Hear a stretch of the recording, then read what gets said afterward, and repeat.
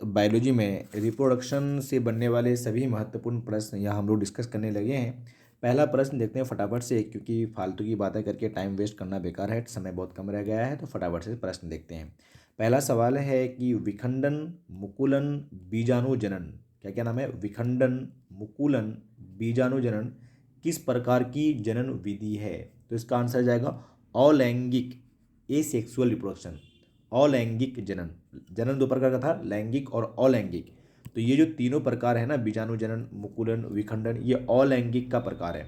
अगला सवाल है, किस प्रकार के जनन में जनक के शरीर से कलिका निकलती है? कलिका को इंग्लिश में बड कहते हैं। तो किस प्रकार के जनन में कलिका निकल के जनन होता है? तो आंसर है मुकुलन, मुकुलन, मुकुलन, ठीक है, बडिंग।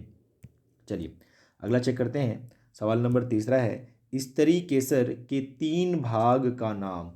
जो पौधा है, पौधा में पुष्प है, फ्लावर, फ्लावर में स्त्री केसर जो फीमेल पार्ट होता है उसका तीन भाग का नाम यहाँ पर पूछ रहा है। तीन भाग, स्त्री केसर का तीन भाग। ओके चलें सर, तो तीन भाग का नाम क्या होगा? तो आपको पता है, वर्तिकाग्र, वर्तिका और अंडाशय।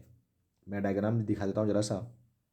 देखो, नीचे जो फुला हुआ पोर्शन था, बल्जिंग पोर्शन, इसको अंडाशय बोलते हैं। ये वर्तिकाग्र है और ये वर्तिका है। इंग्लिश में इसको स्टिग्मा, ये स्टाइल और ये ओबड़ी कहलाता है। डन। अगला सवाल, परागकण कहाँ पाए जाते हैं? बहुत फेमस सवाल है। परागकण परागकोश में पाए जाते हैं। परागकण मतलब पोलन ग्रेन, जो पाया जाएगा एंथर के अंदर। स्त्री केसर के आधारीय भाग को क्या कहते हैं? स्त्री केसर यानी फीमेल पार्ट का आधारीय भाग यानी बेसल पार्ट जो है वो ये वाला पूछ रहा है, ये वाला जो फुला हुआ पोर्शन है। तो इसको हम लोग अंडाशय कहते हैं, इंग्लिश में ओबड़ी कहते हैं।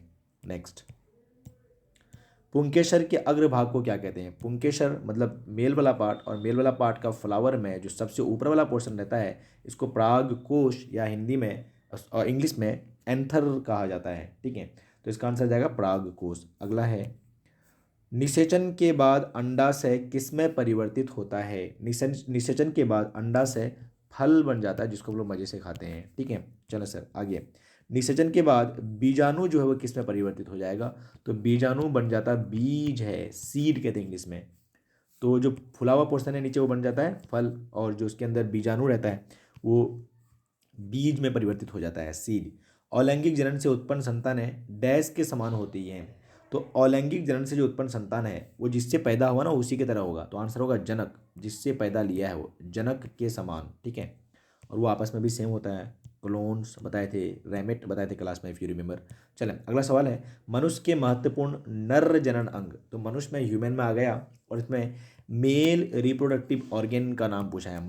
नर जनन अंग आपके एग्जाम में ना क्वेश्चन चार ऑप्शन दिया हुआ रहेगा और उसमें से पूछेगा इनमें से बताइए कौन सा नर जनन अंग का भाग है।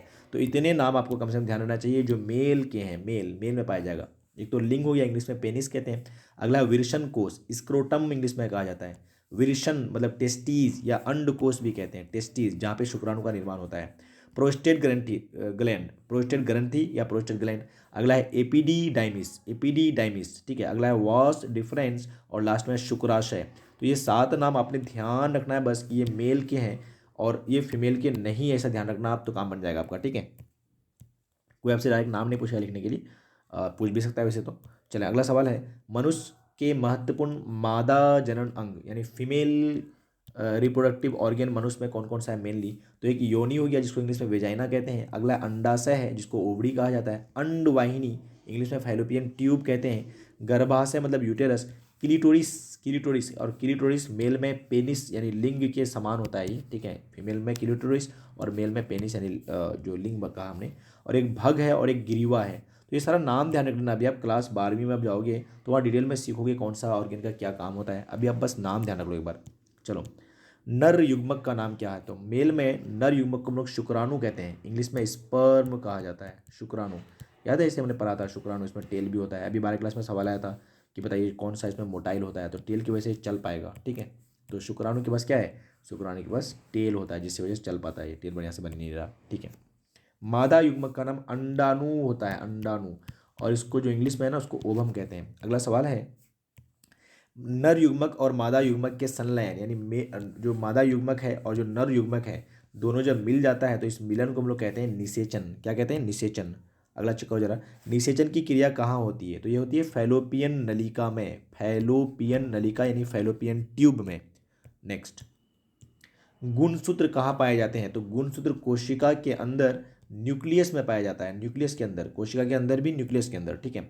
स्त्रियों के मासिक चक्र में अंडाणु किस दिन अंडाशय से बाहर निकलता है? तो डे 14 में, यानी 14वें दिन में जो है ना अंडाणु बाहर निकलता है अंडाशय से। अगला सवाल है, मनुष्य में भ्रूण का विकास कहाँ होता है? भ्रूण मतलब एम्ब्रियो बोलते हैं इंग्लिश में, तो मनुष्य में भ्रूण का विकास होता है आपके यूटेरस में, ठीक है। यूटेरस जिसको हिंदी में गर्भाशय कहते हैं, आइए समझ, गर्भाशय में, ठीक है। चलिए, पुष्पी पौधे में लैंगिक जनन किसके द्वारा होता है? तो नाम ये पुष्पी पौधे में, तो फूलों द्वारा, पुष्प द्वारा, फूलों द्वारा, ठीक है। हाइड्रा और ईस्ट में जनन की विधि कैसी होती है? तो ऊपर भी मैंने बार बार बताया और क्वेश्चन बहुत फेमस भी है, बार बार पता नहीं क्यों पूछता है इसको। तो हाइड्रा और ईस्ट में जो जनन है वो है मुकुलन द्वारा, बडिंग द्वारा। पुष्प का नर भाग किसको कहेंगे? पुष्प का नर भाग, पुष्प का नर भाग यानी मेल पार्ट, तो कौन सा होगा? पुमंग, पुमंग, पुमंग। अरे क्या हो गया भाई, नहीं लिखा जा रहा है। प हर्षु मौन स्वर गौ, पुमंग को हम लोग कहते हैं मेल पार्ट। और पुंकेसर भी लिखा रह सकता है एग्जाम में, पुमंग की जगह क्या भी लिखा रह सकता है, देख लो ध्यान से, ऑप्शन में आ सकता है। पुंकेसर बोले या पुमंग बोले, बात बराबर है। वैसे ही पुष्प का मादा भाग जो ना स्त्री केसर बोल सकता है, स्त्री केसर, या साथ में क्या भी बोल सकता है, जायांग बोल सकता है, जायांग, जायांग, जायांग। तो जायांग बोले या स्त्री केसर बोले, बात क्या है, बराबर। लेकिन दोनों एग्जैक्टली सेम है नहीं, आप सीखोगे आगे। चलो, अमीबा में अलैंगिक जनन किस विधि द्वारा होता है? तो ये भी क्लास 12 में इस बार आया सवाल, और यहाँ पर जाएगा बाइनरी फ्यूजन यानी द्विखंडन, द्विखंडन या विखंडन द्वारा, ठीक है। बाइनरी फ्यूजन, द्विखंडन, दो पार्ट में बढ़ जाता है। हालांकि मल्टीपल फ्यूजन भी होता है, पर एग्जाम में इस बार तो यही आया था सिंपल। चार एक लिंगी पादप का नाम बताइए। ऐसा पादप जिसमें मेल और फीमेल पार्ट अलग अलग प्लांट में होता है उसको एक लिंगी पादप कहते हैं। उसका एग्जाम्पल ध्यान से देखना, पपीता बहुत फेमस है, तो पपीता यूनिसेक्सुअल है, एक लिंगी है।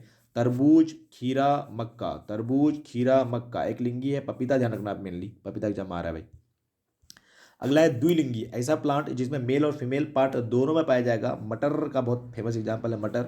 सरसों जो हो गया, उरहल और गुरहल, इसको सेम ही नाम है, तो ये एग्जाम में कई बार आता है। गुलाब वगैरह सब नहीं आएगा, बहुत कम चांस है। हिबिस्कस आ सकता है, तो ध्यान रखना ये द्विलिंगी है, यानी इसमें मेल एंड फीमेल पार्ट एक ही प्लांट में पाया जाएगा, यानी मेल फ्लावर और फीमेल फ्लावर एक ही प्लांट में पाया जाएगा। उसको शॉर्टकट में हम लोग ऐसे दर्शाते हैं, ये मेल पार्ट और ये फीमेल पार्ट। आइए समझ, चलें नेक्स्ट चेक करो जरा। द्विखंडन का उदाहरण क्या क्या है? द्विखंडन यानी एक जीव से दो जीव बन जाएगा, द्विखंडन बोल इसको। द्विखंडन कहाँ कहाँ पाया जाएगा? पैरामीशियम, अमीबा ऊपर देखा, और लिस्टमैनिया। पैरामीशियम, अमीबा, लिस्टमैनिया, ठीक है। ये सारे प्रीवियस ईयर के क्वेश्चंस भी हैं, एग्जाम में आते हैं। पूर्ण विकसित अंडाशय क्या कहलाता है? वो अंडाशय जो पूरी तरह विकसित हो गया है, क्या कहलाएगा? तो अभी आपको मैंने कहा था ना कि अंडाशय जो है, अंडाशय जो है वो फल बन जाता है, तो आंसर फल होगा, क्या दिक्कत है? आसान क्वेश्चन। चले अगला, चलो 29, तीन कृत्रिम कायिक प्रवर्धन की विधि का नाम बताइए। ये मैंने क्लास में बताया भी था, और मैंने ये भी कहा था कि इतना इंपॉर्टेंट है नहीं, शायद नहीं आएगा, पर एग्जाम में कई बार पूछ लेता है, तो ध्यान रख लेना। कृत्रिम कायिक प्रवर्धन, इसको इंग्लिश में बोलते हैं vegetative propagation, artificial vegetative propagation इसका नाम है। कलम लगाना, कलम बंधन या दाब कलम, अभी समझाने का टाइम नहीं है, मैंने क्लास में बताया था। चलें 13, तीन, अबे यार क्या हो गया ये, तीन अलैंगिक जनन की विधि का नाम, अलैंगिक जनन की विधि का नाम, अलैंगिक जनन से ऊपर भी मैंने बताया, मुकुलन, विखंडन, बीजाणु जनन। इस वीडियो को स्टार्टिंग मैंने यहाँ से किया था, तो काफ़ी सवाल आसान दोबारा आ गया है। तो आलू में कायिक प्रवर्धन किसके द्वारा होता है? ये सवाल इस बार यानी 2025 में बोर्ड एग्जाम में इस बार 12वीं क्लास में आया कि आलू में कायिक प्रवर्धन जो होता है वो किसके द्वारा होता है? तो बहुत आसान, स्टेम द्वारा होता है, तना पर। वहाँ पर ट्यूबर ऑप्शन क्या था, ये ट्यूबर क्या होता है सर, आप लोग सीखोगे आगे। एक आई भी ऑप्शन आ जाता है, आँख, आलू का आँख बोलते हैं, तो आगे सीखोगे आप। तो अभी आंसर आप तो रखना तना द्वारा, स्टेम द्वारा, तना से ही होता है, ठीक है। केचुआ फीताकृमि किस प्रकार का जीव है? केचुआ जो है ना, केचुआ एग्जाम एक्चुअली में आता है। केचुआ जो है ना ये द्विलिंगी जीव है, बाइसेक्सुअल, हर्माफ्रोडाइट, यानी इसमें मेल और फीमेल पार्ट, एनिमल है, एनिमल है ये, प्लांट नहीं है, लेकिन इसमें मेल और फीमेल पार्ट एक ही बॉडी में पाया जाता है, ठीक है। केचुआ याद रखना आप। शुक्राणु का निर्माण कहाँ होता है? तो टेस्टिस के अंदर, यानी विरशन में, विरशन में, ठीक है। चलो आगे चेक करो। नर युग्मक तथा मादा युग्मक गुणसूत्र की संख्या कितनी होती है? नर युग्मक में या मादा युग्मक में गुणसूत्र की संख्या 23 होती है। नॉर्मल हमारे बॉडी के सेल में 46 क्रोमोसोम होता है, जो 23 जोड़ा बोला जाता है, पर शुक्राणु में या अंडाणु में जो क्रोमोसोम है वो 23 आंसर जाएगा, ठीक है। 23 ओनली, जोड़ा में नहीं होता यहाँ पर। प्रथम मासिक धर्म को प्रकट होना क्या कहलाता है? महिला में जो प्रथम मासिक धर्म आता है, मेंस्ट्रुअल साइकिल, उसको हम लोग मीनार्के कहते हैं। मीनार्के थोड़ा मैं लिख के बताता हूँ। मीनार्के MENARCHE, ऐसा होता है मीनार्के, ठीक है। और लास्ट जो अंतिम मासिक धर्म है, लास्ट में जो मासिक धर्म होता है महिला में, जो पीरियड जो रिप्रोडक्शन फेज उनका खत्म होता है, उसको मीनोपॉज कहते हैं। मीनोपॉज के बाद और कोई बच्चा नहीं होता है महिला में, और ये 45 से 50 साल की उम्र में होता है। तो 45 से 50 साल के बाद महिला को कोई बच्चा नहीं होता है, उसमें मीनोपॉज आ जाता है, ठीक है। नॉर्मली ऐसा ही होता है। अगला सवाल है, अगला सवाल कहाँ है? अगला सवाल है, बस 2-3 सवाल लगेगा, देख लो फटाफट से। मानव युग्मक में लिंग गुणसूत्र की संख्या कितनी होती है? तो मानव युग्मक बोल रहा है, यानी स्पर्म में बोल रहा है, तो स्पर्म में लिंग गुणसूत्र कितना होगा? तो स्पर्म में टोटल गुणसूत्र कितना होगा? 23। इसमें से लिंग गुणसूत्र एक ही होगा, चाहे तो एक्स होगा या वाई होगा, तो इसका आंसर 1 जाएगा। 1 बढ़िया सवाल है, अच्छा सवाल है, ये आया था, ध्यान रखना, बढ़िया सवाल है। 37 आंसर 1 जाएगा। क्वेश्चन बढ़िया से समझ लो। 3 लैंगिक जनन संचारित रोग का नाम बताइए। ऐसा बीमारी जो सेक्सुअली ट्रांसमिट होता है, सेक्सुअली ट्रांसमिटेड डिजीज कहलाता है। 3 याद रखना है। एड्स आपको सबको पता होता है। एक हम लोग बोलते हैं जेनाइटल वार्ड्स, एग्जाम में कई बार मस्सा लिख के देता है, इसको जनन अंग मस्सा भी कहते हैं, सिंपली मस्सा भी लिख के दिया था एक बार तो, और इंग्लिश में जेनाइटल वार्ड्स कहते हैं। एक गोनोरिया है, गोनोरिया। एक सिफिलिस भी ध्यान रख लो, अभी 12वीं क्लास में आया था, सिफिलिस, ठीक है। तो ये सारी बीमारी है जो सेक्सुअली ट्रांसमिटेड होता है। अगला चेक करो जरा। डेंगू उत्पन्न करने वाले जो मच्छर है ना, वो साफ जल में रहता है, शुद्ध जल में, प्योर वाटर में, ठीक है। और मलेरिया जो है, परजीवी का नाम, मलेरिया जिससे होता है उसका नाम है प्रोटोजोआ। जैसे बैक्टीरिया होता है ना, वैसे खानदान प्रोटोजोआ का भी है, एक वायरस का भी है। तो मलेरिया प्रोटोजोआ से होता है। और प्रोटोजोआ का जिस एग्जाम्पल है जिससे हमें होता है, उस ऑर्गेनिज्म का नाम है प्लाज्मोडियम। क्योंकि जो प्रोटोजोआ है ना, एक बहुत बड़ा ग्रुप है ना, तो उसमें जो जिससे होता है मलेरिया, उसका नाम प्लाज्मोडियम है, प्लाज्मोडियम, ठीक है। तो बस इतना ही ध्यान रख लेना। 40 क्वेश्चन एटलीस्ट ये आपको आने चाहिए थे एग्जाम के लिए, जो अभी आपके सामने है। Okay, bye bye, see you, take care.